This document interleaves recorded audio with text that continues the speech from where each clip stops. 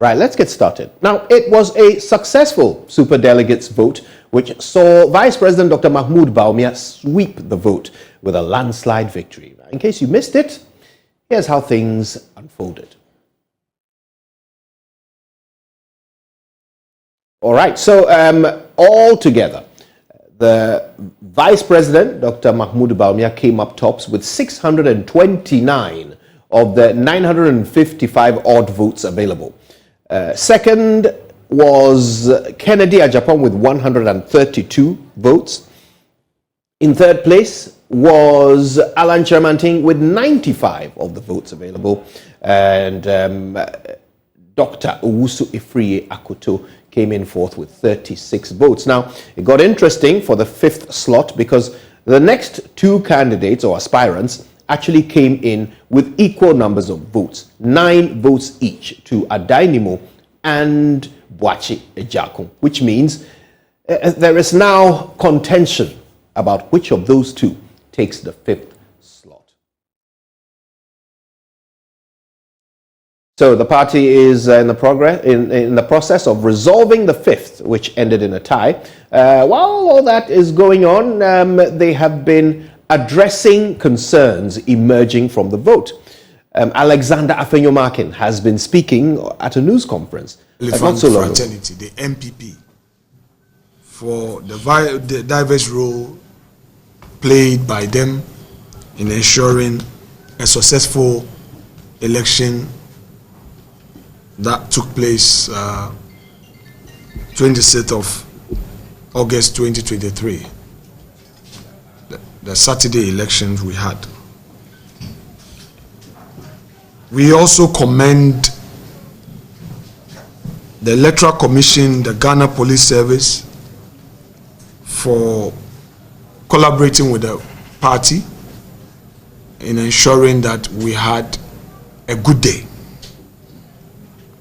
We thank also the aspirants, their agents, media, and the public for the support we received. Now, it is important for us to state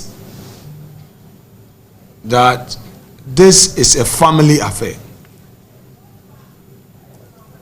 We've set down rules of engagement, and we've also put in place a mechanism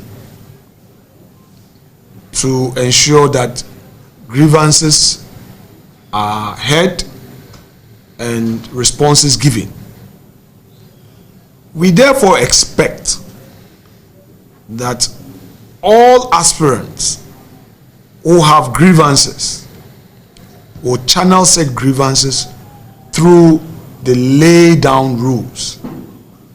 We as the elections committee have this mandate to look into all matters of concern. We therefore call on agents, assigns, and the principals themselves to respect such rules. We understand that elections can sometimes trigger emotions, but in all of these, prudence expects of us to act within the confines of the law. Any party member, any aspirant, any agent who would make it his own bona fide of waging war against the party will be sanctioned. And by saying war against the party, I specifically mean that no member should make it a point to attack any member, any leading member, any leader, merely for disagreeing with a particular matter, or merely because there is a serious infringement which he or she thinks is not right. All said concerns should be challenged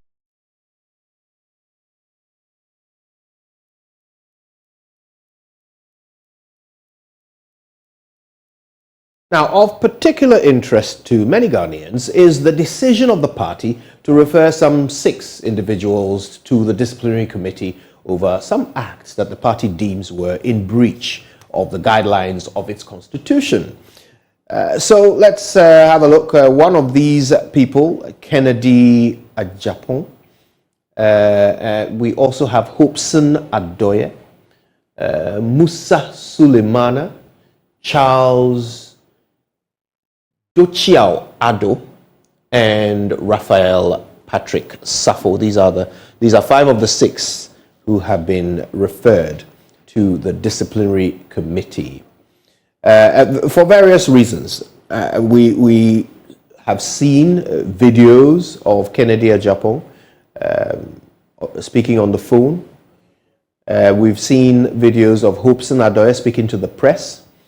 And all of these are connected to allegations made of malpractice. And so we will be bringing you a news conference this afternoon, details of which we will be sharing with you. But before we get to all of those, Nana Yaujima has a report capturing the reaction of one of the persons invited to the disciplinary committee hearing. We'll bring you that report shortly. But before that, we can hear now from Kennedy Ajapon.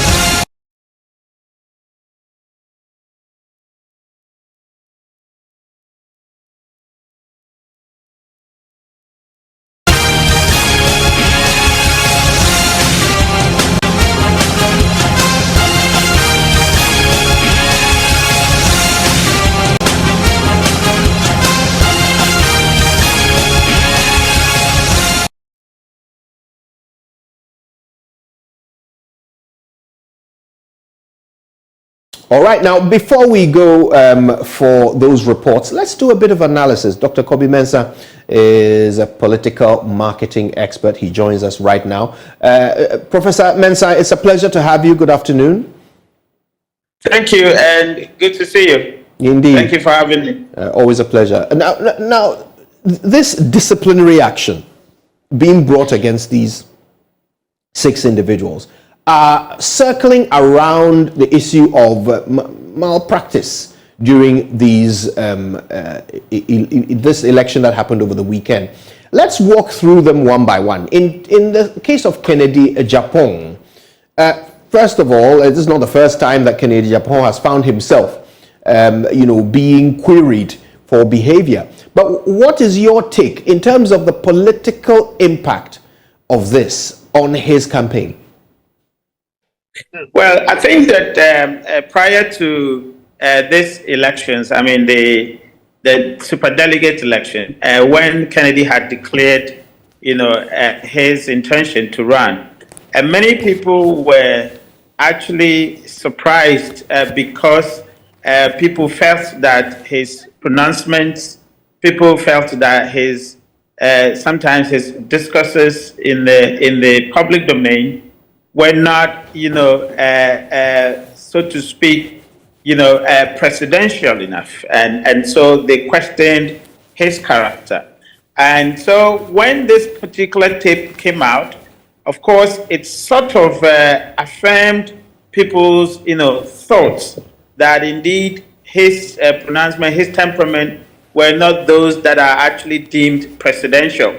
And so I think the implication is that, or the effect on his campaign is that, apart from his diehard support, and of course, apart from the NPP support, there are so many people who would actually question whether he indeed, qualifies to be a presidential candidate. So that's the implication of that.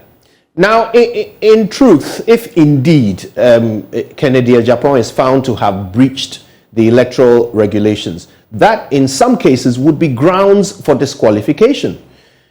Do you think the political party, bearing in mind the general belief that the party does have some sort of allegiance to establishment, Do you believe that they will have the, shall I call it guts, to disqualify Kennedy Agyapong if he is found to have breached the regulations of this election? I actually doubt if they would disqualify him. In fact, any hard-handed, what do you call, disciplinary, procedures that they would put him through would be or would have a dire consequences, I suspect, especially given that he had proven, that indeed he's a force to reckon with. I think that the disciplinary committee would have one side of their eyes looking at that particular impact, and then, of course, should also be seen taking action, so that it can actually prevent, further, issues going forward into November. I think that they would have to broaden their scope because obviously Kennedy, I'm sure, would have very credible reasons why the outburst, although people expected him to check his emotions, his temperament, to be something that is, closer to what we expect as political leadership. But of course, he had actually done that. The disciplinary committee found it appropriate to invite him so that he can send signals. But I doubt that they would actually take a very serious, decision that could actually, kind of hamper his chances, because they know that he's a force to reckon, and he has demonstrated through this particular, delegate, super delegate election that indeed he's almost as if he's almost the anti-establishment, poster boy. So I doubt that it would actually have a very serious consequence for him. I think that it probably could be a caution, but not to suspend him, so to speak. Now, let's talk about Hobson Adoye. Now, he is reported to have allegedly accused one of the highest officials at the presidency of vote buying. Now, the committee has not called the person accused of vote buying to face disciplinary action. It is the accuser who is being called to face disciplinary action. What's your take on that?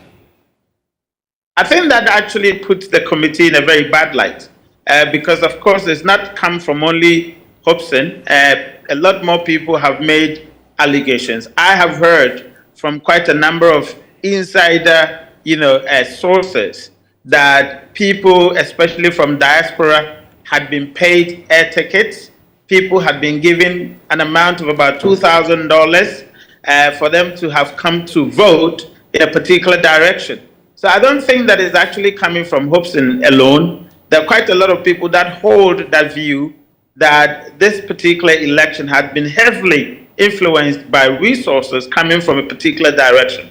So it means that if you have to invite Hobson for having alleged that a very senior member of the government had actually made payment, it's fair to see the committee first investigating that allegation, investigating allegations that many people have leveled against the procedure, the processes, and then invite the parties, all parties, who have been mentioned or have mentioned names, then you would be seen as being fair.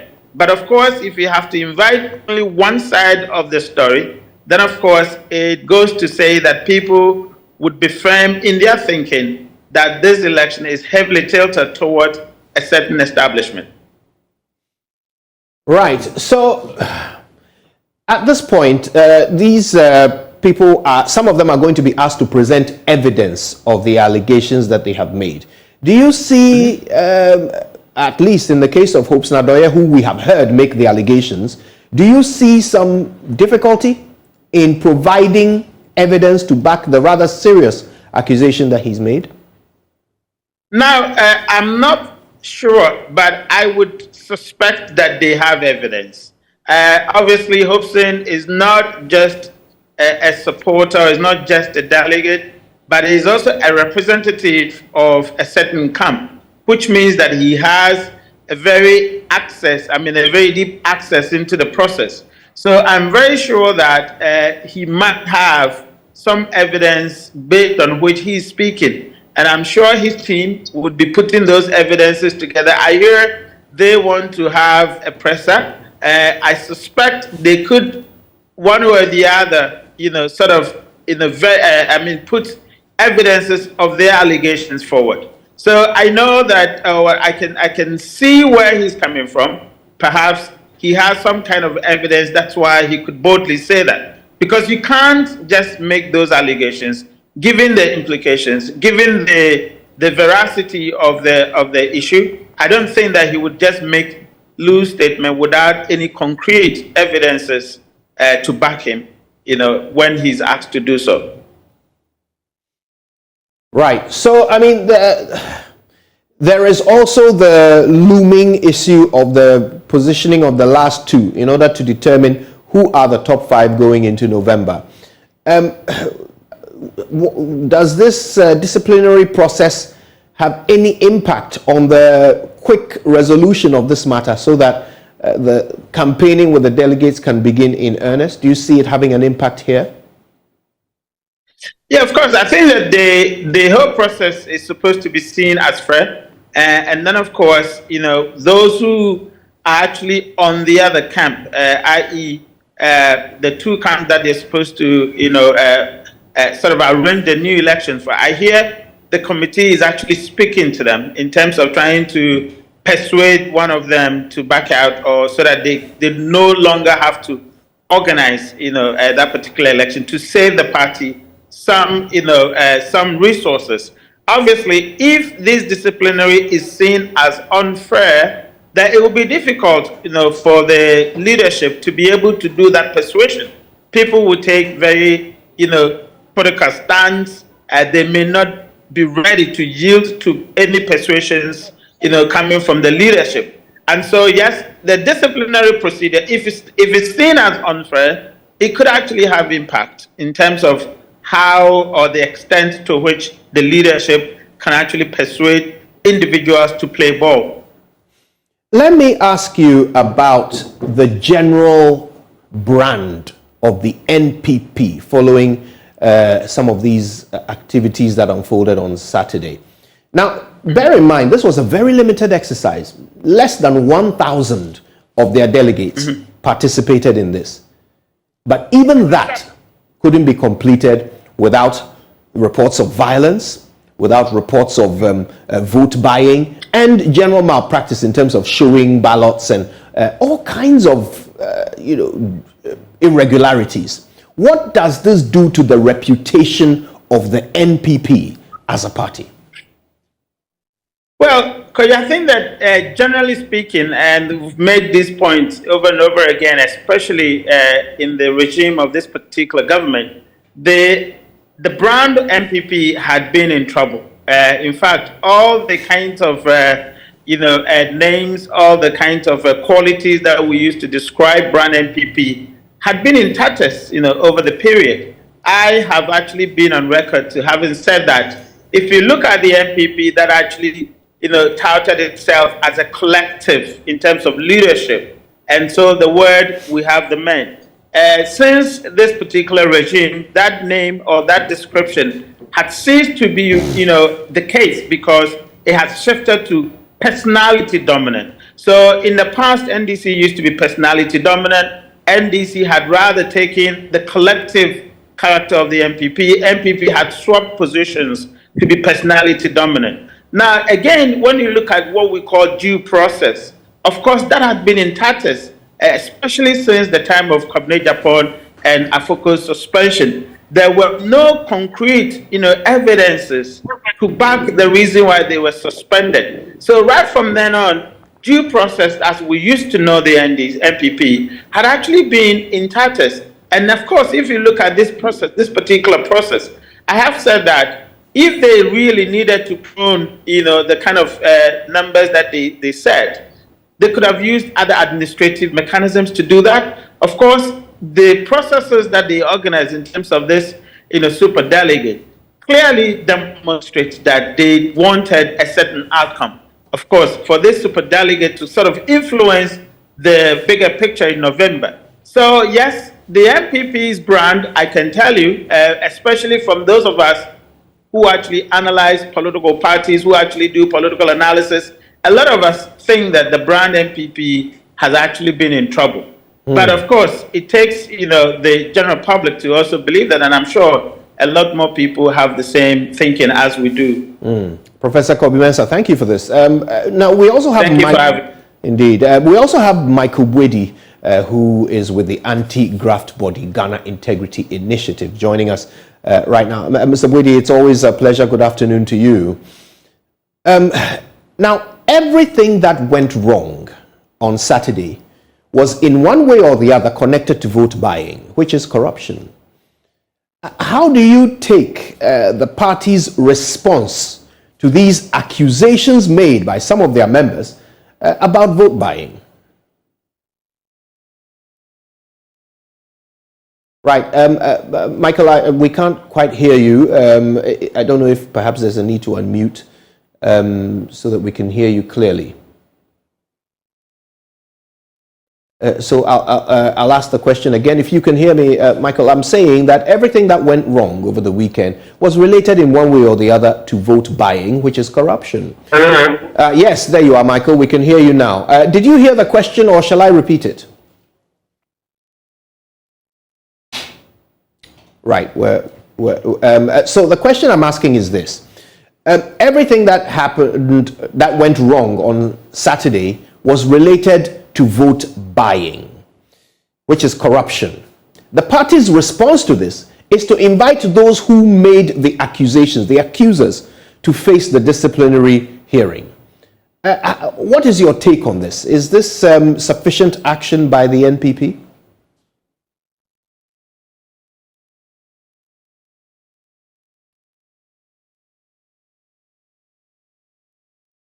Right. We're working to fix the connection with Michael Bwedi of the Ghana Integrity Initiative so that we can hear his views on what transpired on Saturday. Several reports of vote buying, of showing of ballots, which tends to be an aspect of vote buying. That is the validation that some voters would do in order to ensure that their vote can be paid for, according to the allegations that have been made.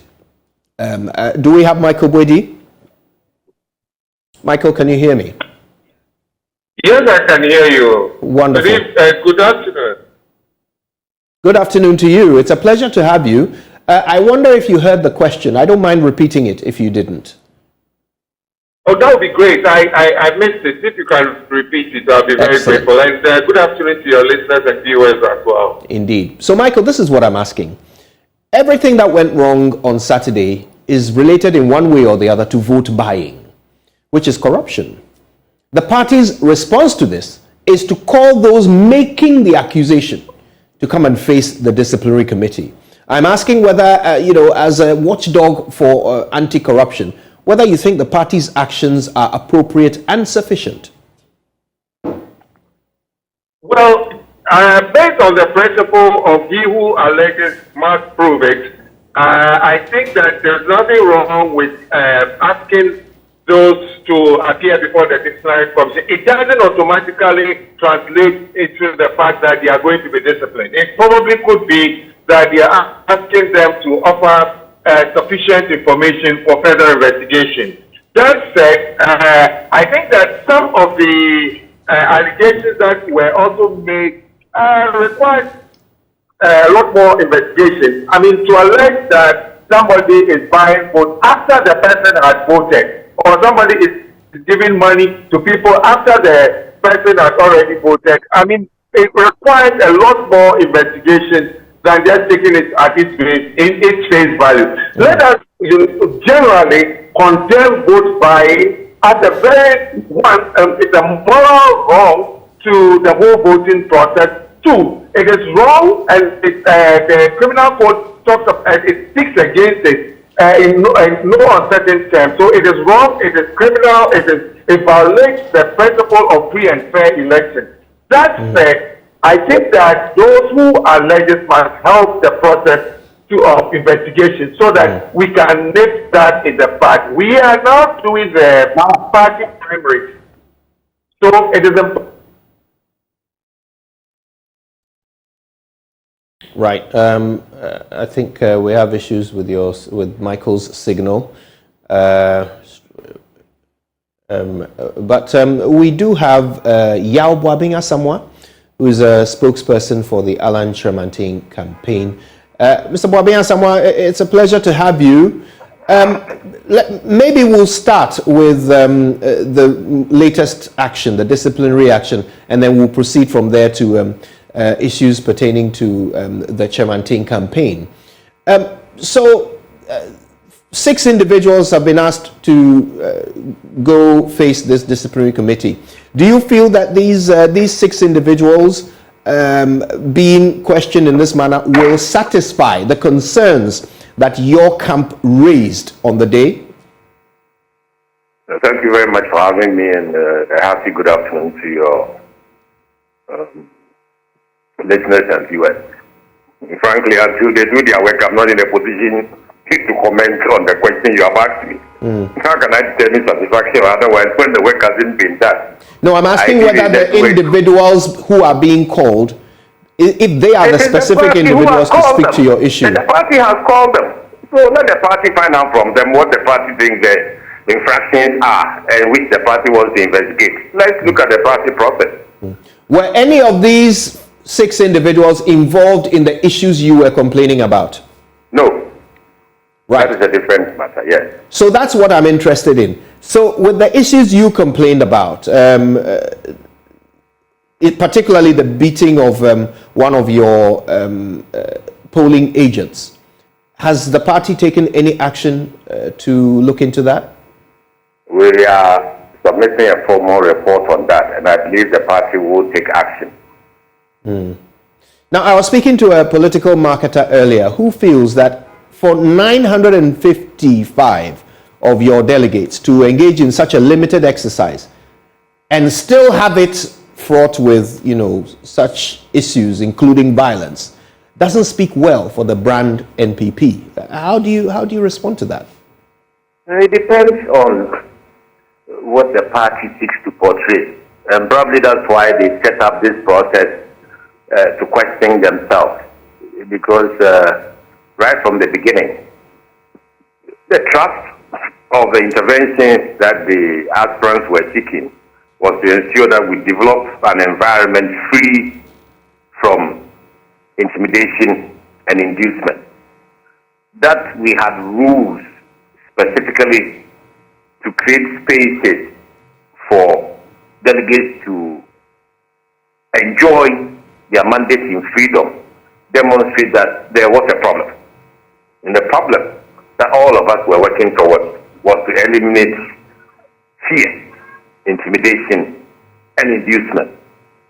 So at the end of the day, if we put lovely provisions on paper and then some aspirants choose to flout those provisions, then it's important that the party steps up and demonstrates that it's ready to ensure that its image is kept sacrosanct.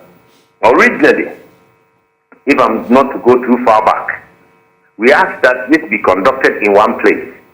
1,000 people wasn't beyond our logistical capacity, and that would give you a trim and compact opportunity to manage yourself well.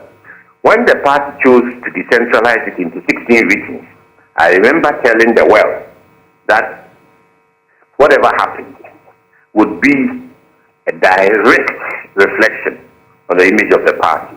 And therefore, today, if we finished and a couple of incidents, 2, 3, 4, 5, 6, whatever number of incidents, when the party has seen fit to quickly look at those incidents, then clearly they are conscious that they need to show up the brand. Now, let's talk about the Tremantin campaign. We've seen the statement that was issued following the outcome, the announcement of the results. And in there, Mr. Tremantin says that there will be a further announcement about the way forward. Does this suggest that there is possibly some decision to be made about whether Alan Tremantin will be continuing in this process or not? It suggests exactly what it says, that Mr. Tremantin will be speaking to his supporters, to the party, to Ghana as a whole. Ghana has an interest in the process that's going on in the NPP, and he's not a marginal candidate. Many people expect him to comment on the process, even though, rightfully so, it's a mere administrative process. It doesn't determine politically who is viable to lead this party. But then, now that it's over, it's clear that he has to say something, particularly due to what happened with his agents in the Northeast, where there was a deliberate effort to make sure that he was deprived of a vote. And to achieve that end, an illegality was being perpetrated. Ballots were being shown against the rules we had all committed ourselves to, and the party had insisted that the police and the EC should enforce. Against all odds, that happening, his agent was beaten in order to push him away for those ends to be achieved. And they were achieved. The result shows that Mr. Chemati didn't make even one vote in that region. It wasn't the only region they tried to do those things. So the point is that you have a traumatized person who supports Mr. Chemati in the pursuit of legitimate duties within one family, the New Patriotic Party family, having an internal election. And somebody found it fit, somebody found it neat to traumatize a member of the party on its legitimate duty of protecting the interests of the party, because it was the party's rules he was enforcing.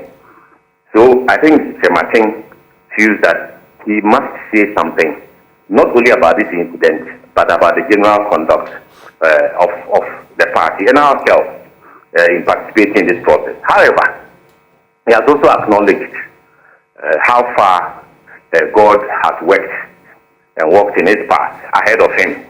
He has acknowledged the work of the elections committee, and he has acknowledged the ladies and gentlemen who voted for him to be part of the fight, because this was a selection. This was not designed to look at placement or numbers achieved. It was a mere selection for 5. It wasn't a selection. Wouldn't be having a runoff between 2 people who got 9 votes each. So the purpose is to select 5 people. It's not about the placement or the percentages or the numbers who voted. So Mr. Chematin will speak to his supporters. He will speak to the party. He will speak to Ghana. Now, I hear you say that he will be speaking to give his views about these events that have occurred. But if I can quote the 5th paragraph of the statement, it says, the A4P campaign coordination team is currently analyzing the results of the special electoral college election, and in the course of this week, I will deliver a public broadcast on the way forward for my campaign. Exactly. This sounds to me like the question of whether or not he will continue in this process is being considered. Is that correct? Mr. Jansen, you are a journalist. That's your opinion from your reading. Oh, it's my question. My opinion from the reading, and I'm part of the process, is that Mr. Chematin will give a broadcast. You can't begin to presume what will be in the broadcast or the intent of the broadcast. That's why I'm asking. I can't presume. That's why I'm not in a position to tell you beforehand. The broadcast will happen. Very well. Now, you say that this exercise was not really to rank them in any particular order. It's not about the numbers. But let me ask you this in all fairness: if Alan Chematin had emerged with the most votes, would that not have been a significant detail? It was never going to happen that way. We all know it. It's not a day's event.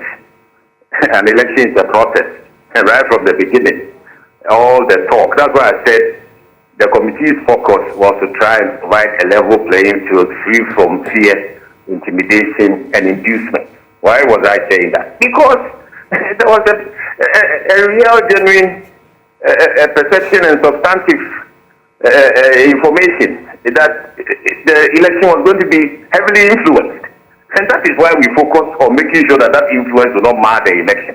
So Mr. Chemadi is not thinking about being first or second or third or fourth or last. There were those who really didn't want him to be in the fight. There were those whose machinations were aimed at making sure he didn't even make the fight. So those 95 gallant souls who put in the fight deserve serious commendation. Right. Mr. Boabe-Asamoah, I want you to stay with us because I'd like to get the take of Michael Buedi on this.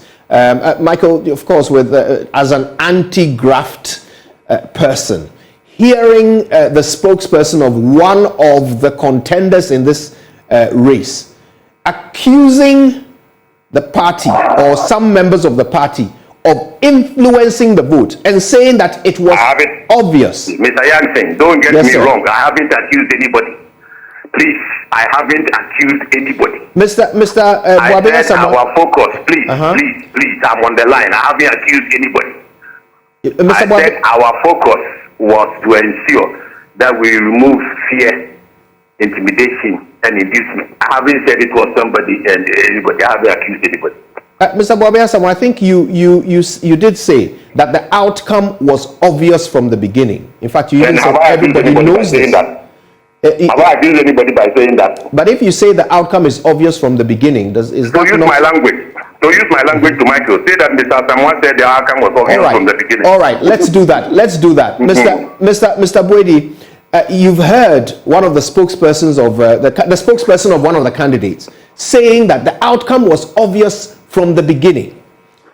For an electoral exercise to be adjudged as such, that the outcome is obvious from the beginning, what does this do to the anti-corruption credentials of the NPP?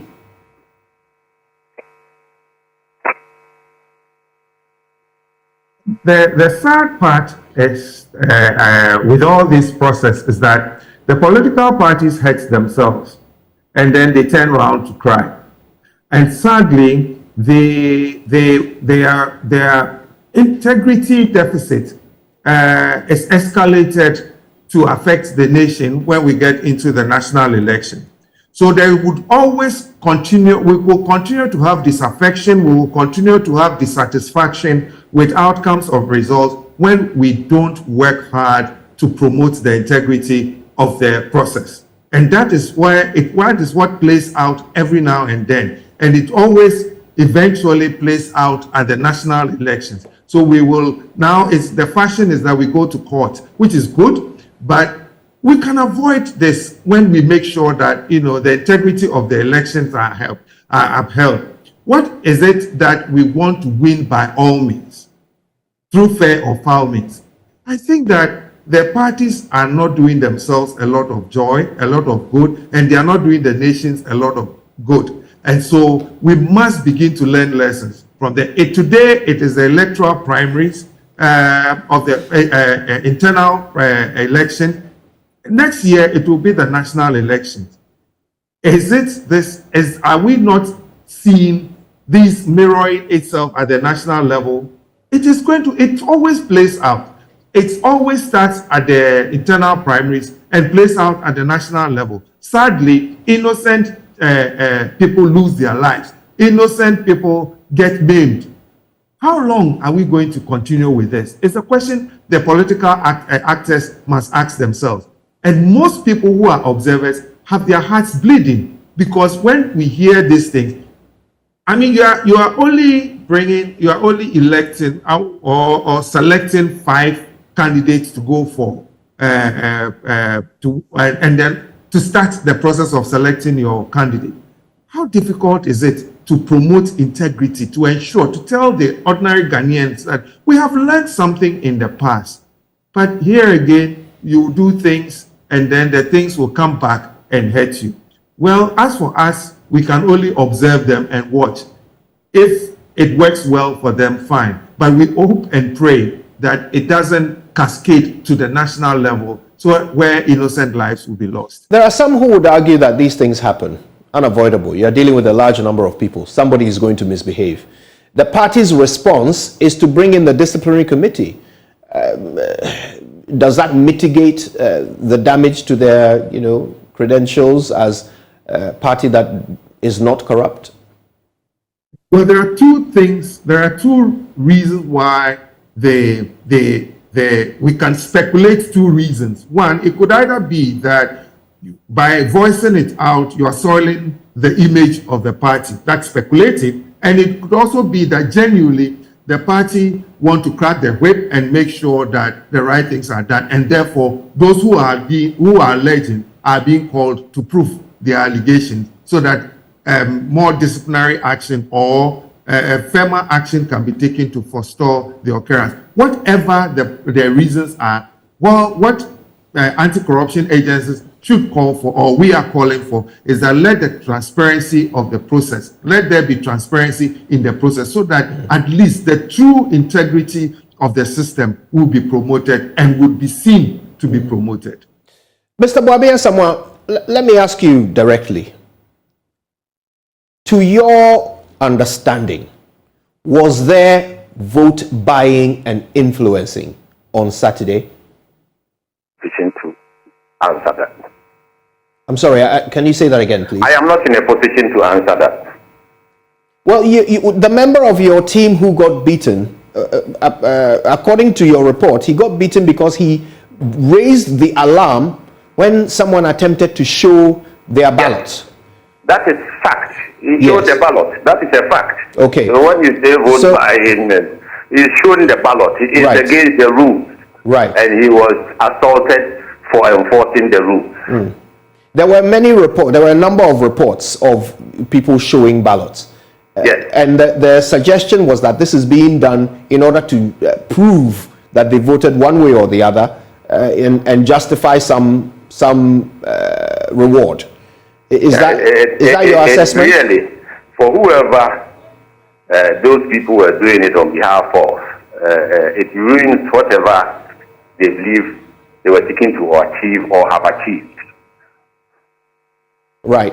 So I mean, I guess what I'm trying to find out from you is this: if you believe that the outcome was obvious from the beginning, if you believe that some people were showing their ballots, then is it the position of the Chairmantin campaign for which you speak that there was influencing, unlawful, illegal influencing going on Saturday? It's not Saturday. I'm saying it's not an event which only started on Saturday. Right. I have told you that it is a process, and in that process, the Presidential Elections Committee, sitting in committee with aspirant representatives, the police, and the EC, brought out guidelines that were designed to stem intimidation, fear, and inducement. And that, if that was not a real factor, the concentration of the committee would not have been on crafting guidelines to ensure that every voter has freedom of conscience. So if you go back to the guidelines, we said, first of all, that no active government official, appointee, ministerial down to the last appointee, was going to be an agent, because we didn't want any voter feeling intimidated by the presence of a powerful person. We also said that no devices capable of taking pictures were to be taken into the room. The police were to scan everybody, which meant that if you intended to take a picture to show anybody, you were disabled from doing so, and that meant that that person inducing you or intimidating you to take a picture would be deprived of that opportunity. So you were free to take your own decision in the ballot box. The protocols we added on the 24th of August re-emphasized this and said that anybody who, in lieu of taking a picture, showed a ballot paper would lose that paper. The paper would be rejected and would not be put in the box. So all these guidelines were preempting the opportunity for intimidation, fear, and inducement. They were on paper.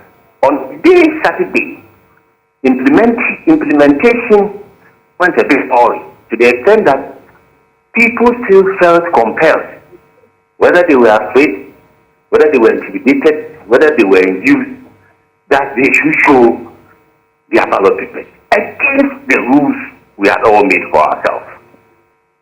And therefore, I drew a distinction that having rules on paper and implementing them are two distinct things. At the end of the day, those who went through those instructions, maybe not all of them have been brought up before the party's disciplinary committee, but the party is going through a process to try and review those incidents at a disciplinary level. Let's see how it goes. Do you believe these things were done to deliberately benefit one candidate?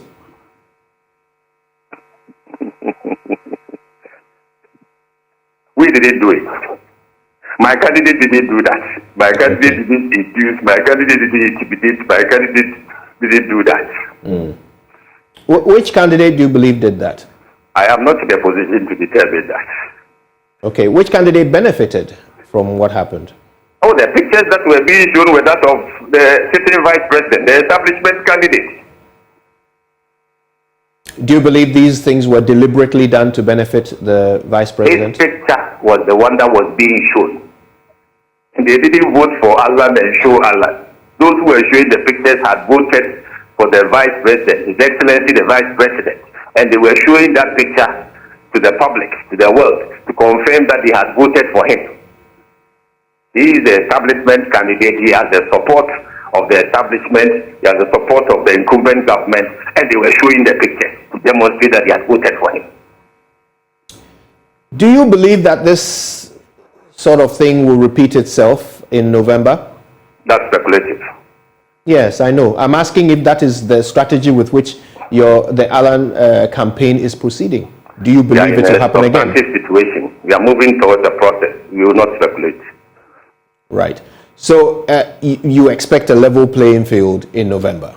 We have already established a level playing field, which in implementation was heavily mismanaged in several places. It's an electoral process. We are alert. We are aware. So that means you will expect a level playing field in November? We established a level playing field for Saturday on paper. Implementation throws up its challenges. Let's see what happens on 4th November. Okay. Michael Boydi, at this point, with November looming, for whichever five end up remaining on the list, what advice would you give to the NPP to ensure that this sort of thing is not repeated, and to, if you like, corruption-proof the process as much as possible?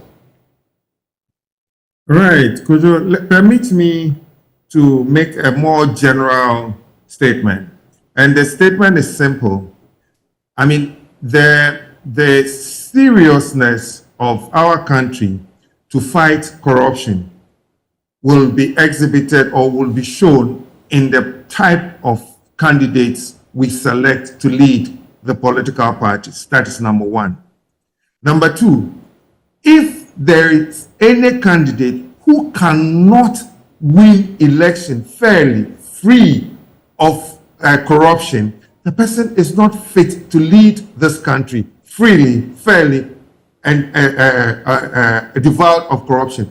Your moral integrity or your moral capacity to fight corruption is weakened through the process of your election. And therefore, you cannot appropriate and reprobate at the same time. You cannot say that you want to fight corruption when elected, when your process of election is tainted with corruption. Thank you. Thank you. Boabi Asamoah, I'd love the last word from you. And this is about, in particular, Hobson Adoye, who I'm sure you've seen the videos of him making certain rather strong accusations of vote buying against very senior members of the presidency. But in that same video, he's heard saying that everybody paid, just that some people paid a lot more. Is that a statement that you identify with? Political operative in this country. He has capacity to observe and make conclusions for himself. He is also not a stranger to the media scene. I think he will acquit himself well before the disciplinary committee. Right. So you do align yourself with the claim that he made? Mr. Adoye is a senior member of this party. He is, and in fact, he was the agent for the Alan Martin campaign at the party headquarters polling station.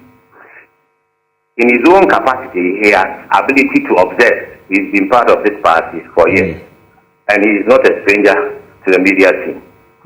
I believe he will acquit himself very well before the disciplinary committee. Right. Is it not a concern for your campaign that he actually alleges that your campaign also paid delegates? Mr. Adoye will acquit himself very well before the disciplinary committee. Okay, so how is the party taking that particular admission that he made? I am not in a position to determine what the party is taking. Forgive me, how is the campaign team taking that? He has made assertions that have gone before a disciplinary committee. He is going before the disciplinary committee. I think he deserves the opportunity to be heard before that committee in his own behalf. Right. Is the campaign team itself looking into this claim that you also paid delegates? We have a committee that's sitting reviewing the election that has just gone past. I believe that Mr. Chematin will deliver a broadcast within the week following the committee sitting. I want to thank you very much for your time. Yao Boabeng-Asamoah is the spokesperson for the Allen campaign team. You also heard from Michael Buedi, who is with the Ghana Integrity Initiative. Now, let's stick with politics for a little bit. Insensitive and ill-considered. That is how the National Democratic Congress Disability Desk describes the Electoral Commission's decision to register new voters at only district offices across the country. The group says the EC failed to take into consideration persons with various forms of disability who will have to travel long distances to access registration centers. Now, joining me now on Zoom with more is the National Coordinator of the NDC's Disability Desk, Frederick Asso. Mr. Asso, thank you for your time. Let me just inquire, have you officially petitioned the Electoral Commission on this?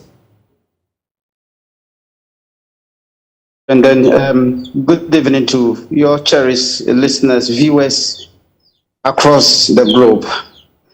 Yes, we're putting up the document to send to the Electoral Commission, hopefully close of tomorrow, sorry. Right.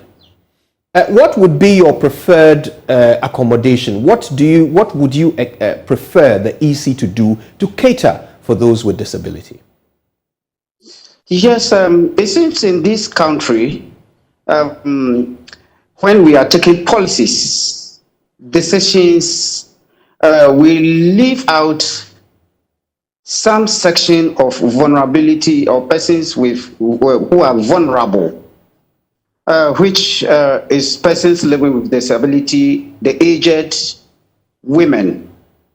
And in this case, looking at Electoral Commission's decision to embark on this limited registration, persons with disability, we are going to lose this great opportunity looking at where and the centers where they want to do this registration. The Electoral Commission came out that they want to do this registration in their district offices, which is 261 districts. And persons with disability are across this country. Just the recent census, they said we are about 12.8%, which always we say it is not true. But looking at this number, we have a sizable number that if the district the Electoral Commission will go ahead to do the registration in their district offices, will disenfranchise persons living with disability, because we are already in having economic crisis in this country, and persons with disability are not left out. It's hard coming out, getting money, traveling, etc. And persons with disability to travel from their homes to the district offices, which sometimes, or some of the places, you have to go with 2 or 3 times in a car before you get to those offices. And as a visually impaired, if you go in, you have to go with a guide and somebody who will go and then guarantee you, because most of us are not having the Ghana card to go alone or with only just our guides to do this registration. So definitely you have to look for a guarantor, 2 guarantors. Go with them to the office. That guarantor is not going to do anything. So you are asking him to lead you to go and guarantee you to get your voter's ID card. So you have to take his cost.